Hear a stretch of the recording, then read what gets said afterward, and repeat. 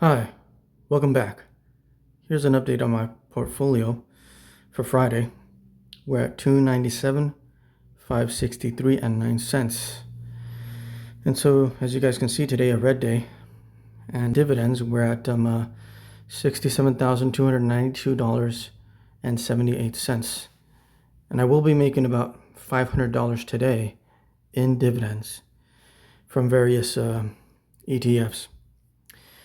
And so, yeah, moving forward, I did end up getting another $5,000, which I ended up buying some S&P 500 related ETFs and some NASDAQ related ETFs. And so if we switch over to my actual Robinhood portfolio, and here it is, as you guys can see, and I'm still a pending order for Ulti, still waiting for that. And so what I did end up buying, let me show you guys. I ended up buying this, the Goldman Sachs S&P 500 Premium Income ETF. Bought some of that. And I also bought the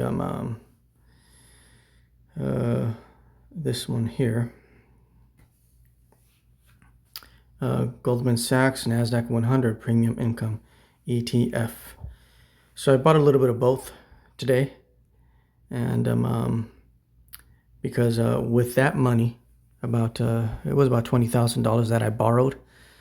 With that $20,000, I used that money primarily to buy things that are going to track the two major indexes, which in this case is the S&P 500 and the NASDAQ. Because overall, I want my portfolio to look like mostly like the S&P 500. But of course, I was looking at some other ETFs that are kind of doing like the opposite of what the market is doing. One of those ETFs is SPLV. So if we look at SPLV, let's look at it. It's right here. I believe this is it. Yeah, SPLV, Invesco S&P 500 Low Volatility ETF. As you guys can see, in contrast to the S&P 500, this ETF was actually up today. And so I'm trying to look for ETFs that are like are kind of like do a contrary thing to the S&P 500. If the S&P 500 goes down for the day, this goes up for the day. Also, if we go back 3 months, if we go back year to date, if you guys look here, this is April, when the market crashed because of tariffs. So as you guys can see here, this only crashed by a little bit over 3%. Okay. So in comparison to the S&P 500, the S&P 500 crashed a little bit over 10%. So this is going to crash less than the S&P 500. So a larger position or a larger amount of shares in this ETF should help me to kind of like not avoid a crash, but to not crash so hard. So this is one of them. Another one that I was looking into is SPHD. I own that one currently. If we look at it, it's right here. So as you guys can see, this was up, and it also happens to be an S&P 500 ETF. So also, it did the opposite of what the S&P 500 did. This is up 0.77%. And if we look at the S&P 500, let's look at the S&P 500 here. It's right here. As you guys can see, the S&P 500 is down 0.60% for the day. A little bit of a pump during the after hours market, but overall during the day, 0.60% in the red. And so the S&P 500 crashed by 10%, but of course it's already come back from that crash. But in the future, of course there will be some type of crash or something. I'm pretty sure will happen. And so that's why I want to buy more of these other two ETFs that they're S&P 500 related, but they don't crash as hard as the S&P 500 or the Nasdaq. Now there are other ETFs that don't crash at all. For example, SGov. Let's look at SGov. I think I showed you before. SGov doesn't crash at all, or it didn't crash during the April, because if you guys look at this, it basically moves sideways. Basically, that's all it does. So if you buy some in this dip here, and then it goes up, the reason why it moves this way is because when you buy it here, it starts to rise, and then up here, it pays a dividend, and then it drops by the price of the dividend that it paid you. And then it continues that same cycle. Okay, except for, I guess, in December or November, where it drops and then goes up and they pay you another dividend, and then it drops again, and then it climbs up and they pay you another dividend. So I guess the most ideal time to buy this would be in December. That's when you're going to get it at the lowest price. And then you could just hold on to it while it goes sideways and it pays you a dividend. Although this ETF pays a very small dividend. But you can kind of say that this brings more stability to your portfolio if you were to buy a large portion of this. Since the S&P 500 and the Nasdaq are the two largest ETFs that I own, which is a SPY-I and QQQI, my portfolio is going to look like those two ETFs in combination, of course. And so they're going to track it. My portfolio is going to mostly track those two ETFs together because those are the two largest positions in my portfolio. And so moving forward, I want to increase my position in other ETFs that don't crash as hard as the S&P 500 would. Now, there are other ETFs that do the absolute opposite of what the S&P 500 would do. And those are considered inverse ETFs. I do own two inverse ETFs. So if we look down here, let's see here. Here's one. This is an inverse ETF on the Nasdaq, and it's 3x. Okay, so it's going to do 3 times what the Nasdaq does, but in the opposite direction because it's inverse.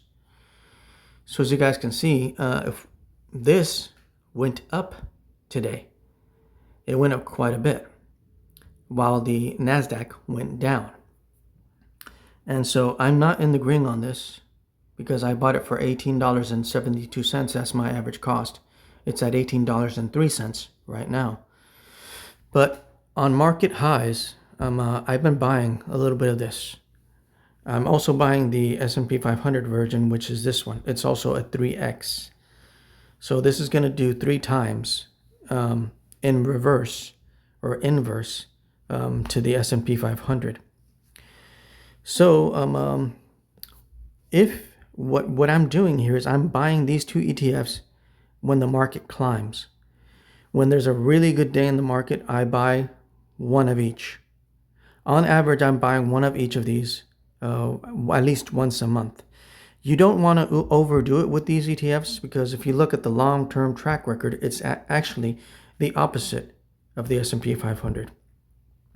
So if you look here, this thing just goes down, straight down. But if you look here on April, this is April. This is basically where the market was crashing in this area. So this is a market crash, and over here as well, over here as well. So all of these spikes that you see here are when this ETF just pumped, right? As you can see, it pumped all the way to $1,600, almost $1,650, right? Of course, now it's only worth $15. And so at some point, if the market does really take a dive, I will be accumulating positions in these two ETFs, buying them at least a share of each one per month when this is really in the red. When the market is in the green, these are in the red. And so hopefully sometime in the future, if the market does crash hard, which, eventually it does, I will be able to sell these two ETFs for a profit. So I sell these, and then I take the profits and buy the dip. That's my plan. Also, another way to hedge is with puts. So I buy puts every month. These puts usually cost about $300, so I'm losing $300 every month on these puts because I just let them go off into expiration. Because what I'm really holding these puts for is that in case the market takes a dive, right? So what happens is that when you own puts, when you buy some puts, I buy one on the NASDAQ and I buy one on the S&P 500. And so if the market really takes a nosedive, these puts become more valuable. Currently, they're not as valuable as when I bought them. They were more expensive when I bought them. But if the market does take a dive, these puts will increase in value. And so if that were to happen, these increase in value, and I'm able to sell them for a higher price than what I bought them for. And then you could take those gains and buy the dip. So there's a few things that you can do to prepare for a market crash, if there happens to be one soon or sometime in the future, which eventually there will be one. And hopefully it's not soon, right? Hopefully it's not anytime soon. Hopefully the market just keeps heading up and to the right. But in the meantime, you do need to prepare for a just in case it happens. And so, yeah, I want to be prepared for a just in case. Although today I'm only down 0.74% today, which isn't bad overall. If we look at this here, this shows the entire value of the portfolio. And here I am the same, down 0.74%, but up during after hours, 0.14%. And so hopefully, we're just kind of like moving sideways here. But hopefully after we get through September, if there's a rate cut, and supposedly that rate cut is something positive for the market, positive for the economy. It makes borrowing money cheaper. And so that'd be great if that happens. And if that happens, that means that the market will continue to pump. If it doesn't happen, I assume that the market will go down. But then after we get past it, I'm pretty sure it'll start going back up again, because if nothing changes, then nothing changes, right? The rates stay the same. So I assume that if the rates stay the same, the market will be in the red, but then eventually it'll come back. And of course, if they do decide to cut rates, which there is an 80% chance of rate cuts, so the chance of rate cuts is very high. So more than likely, rates will be cut.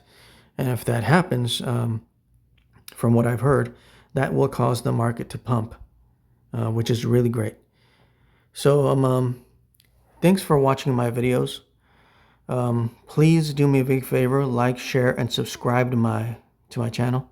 I really would appreciate it. I'm trying to grow my YouTube channel, and I appreciate you guys watching. If you guys got any questions or comments, please put them down below in the comment section. I will read them. I will answer your questions or reply to your comments. Thank you so much. It's a long weekend, Labor Day weekend, and you guys have a great one. God bless. Catch you in the next video. Bye.